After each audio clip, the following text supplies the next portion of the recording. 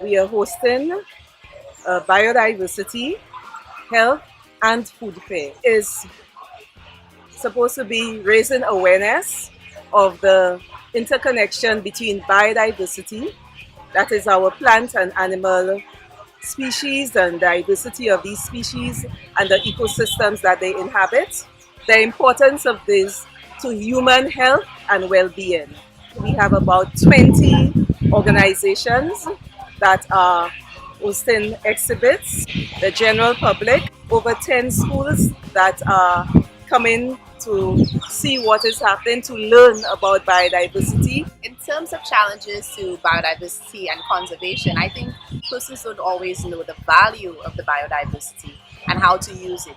Well, International Day for Biodiversity is a special day for us to appreciate our resources and the ways in which they can be used. So we're bringing on our farmers, our fishers, our craft makers, of course the youth, because they are the inheritors of this beautiful planet, and we are giving them as much information as we can on the topic. Of course, we are showing them the raw materials, the plants, and the animals that can be used to create medicines for good health and for food security, food products as well.